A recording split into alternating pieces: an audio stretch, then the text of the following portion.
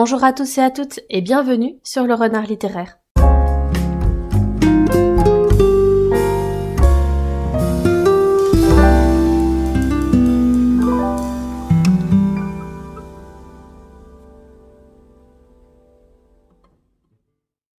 J'espère que vous allez bien, moi je suis ravie de vous retrouver aujourd'hui pour une nouvelle vidéo où je vais vous conseiller 5 mangas qui sont parfaits pour découvrir le genre. Les mangas, moi c'est un genre que je lis depuis que je suis enfant, depuis que j'ai on va dire 10-11 ans, et j'avoue que quand on démarre et qu'on découvre le genre, c'est difficile de savoir par où commencer. Donc c'est pour ça que je vous ai préparé un petit guide avec 5 titres qui me semblent parfaits pour découvrir le genre. Et en plus de ça, je vous ai comme d'habitude prévu pas mal de diversité, donc on va commencer tout de suite.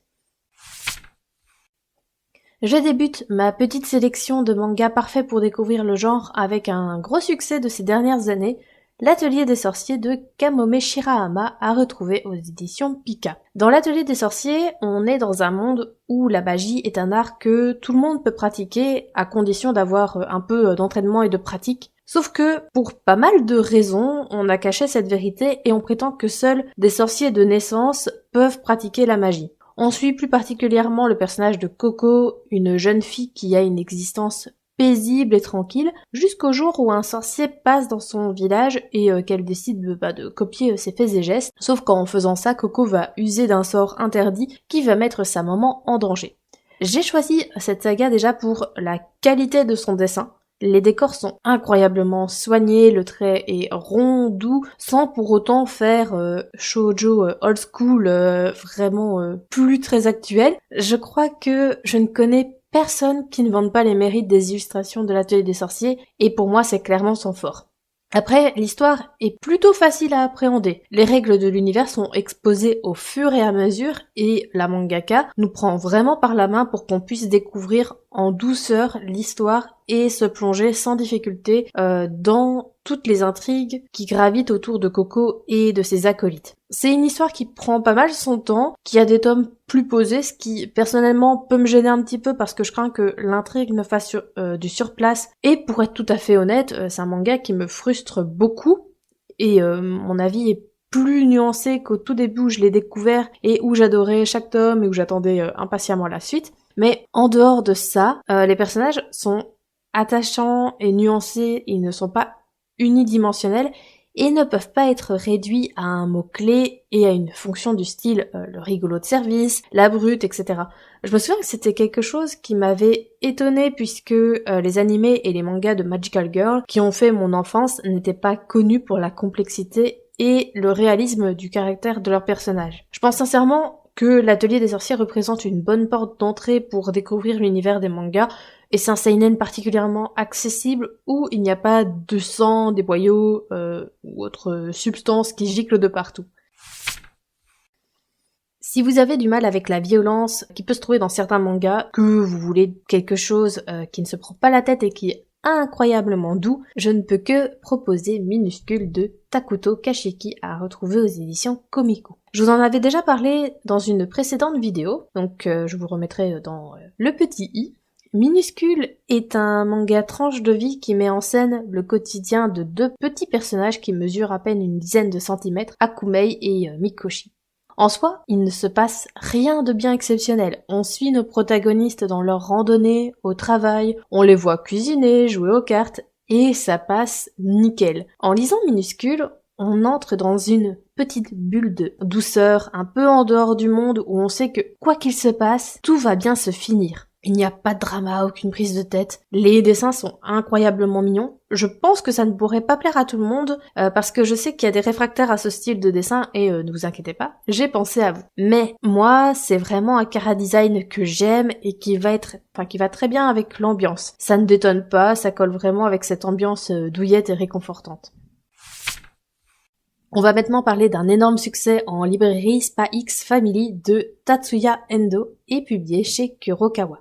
Pour ce qui est de l'histoire, on suit un espion nommé Twilight qui, pour les besoins d'une mission, doit jouer au père de famille modèle et, en formant cette fausse famille, et tombe sur Anya, une jeune fille télépathe qui contrôle très mal ses capacités, et Yor, qui est une tueuse à gages. Honnêtement, au début, j'étais très sceptique.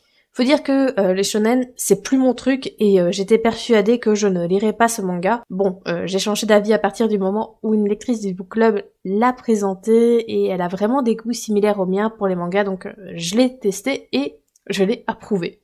C'est une histoire très drôle, rythmée, avec des personnages attachants, et qui parvient à ne pas tomber dans les archétypes des shonen publiés à la fin des années 90 et début des années 2000, avec des combats en ne plus finir, du pouvoir de l'amitié à gogo et des poitrines qui défient les lois de la gravité. Ici, les personnages sont intéressants, ils ont un vrai background et une personnalité plus nuancée. Pour moi, c'est un vrai vent de fraîcheur pour le genre, et honnêtement, si on abandonne le pouvoir de l'amitié et les combats, les méchants toujours plus méchants, parce que pourquoi créer un background d'un antagoniste? Moi, ça me va. En vous parlant de minuscules, je vous avais dit que j'avais pensé aux personnes qui n'aiment pas les traits ronds, le style très typé manga, et dans ces cas-là, je pense toujours à 2 mangaka particuliers. Naoki Urasawa et Jiro Taniguchi. Naoki Urasawa, il y a quand même un côté très old school qui est très prononcé, qu'il faut aimer, et ses histoires, c'est quand même loin d'être une promenade de santé, donc ce n'est peut-être pas le plus adapté pour débuter dans les mangas. Par contre, Jiro Taniguchi, j'ai l'habitude de conseiller Le Sommet des Dieux, un manga qui parle d'alpinisme et de l'ascension de l'Everest, mais j'ai aussi lu et adoré Quartier Lointain, qui est publié chez Casterman. C'est une duologie qui raconte l'histoire de Hiroshi, un quarantenaire qui est pris dans l'engrenage métro, boulot, dodo.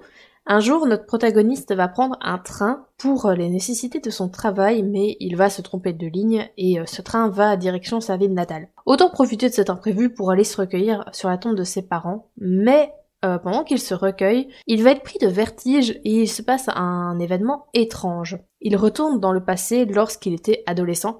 Par contre, il garde ses souvenirs et sa perception d'adulte. Si je le conseille, c'est parce que le graphisme va se rapprocher d'une bande dessinée franco-belge. L'auteur est assez connu pour ça, et il va vraiment s'inspirer des techniques particulières à la BD franco-belge pour créer son propre style de manga.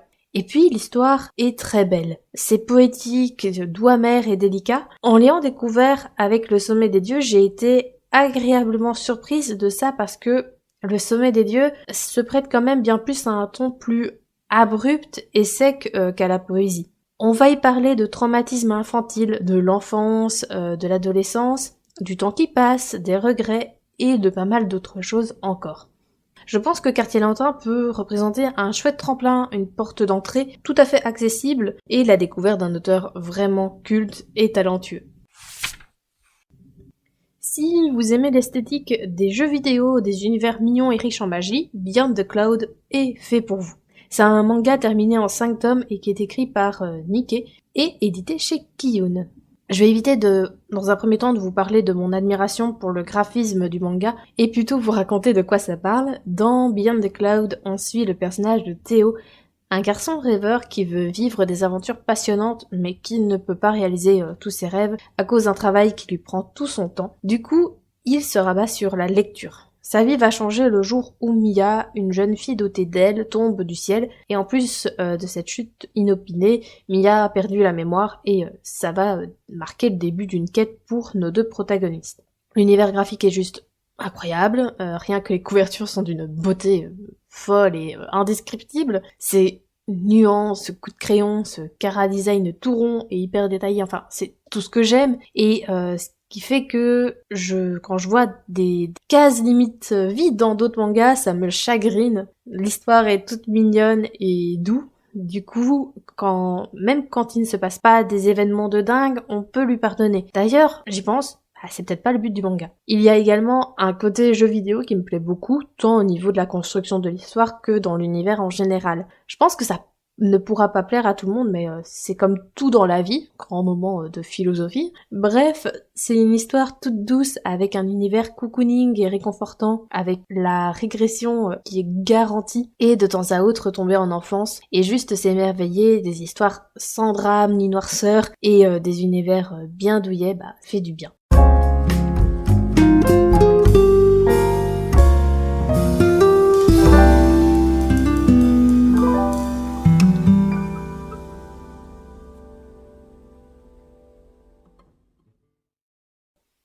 Voilà, cette vidéo est désormais terminée et j'espère qu'elle vous a plu. N'hésitez pas à me dire si vous aimez lire des mangas et quels sont vos mangas préférés. N'hésitez pas à me dire également si vous avez lu un de ces mangas. Et puis n'hésitez pas aussi à vous abonner, à lâcher un petit pouce bleu. Et moi, en attendant de vous retrouver dans une prochaine vidéo, je vous souhaite d'excellentes lectures et je vous dis à très bientôt.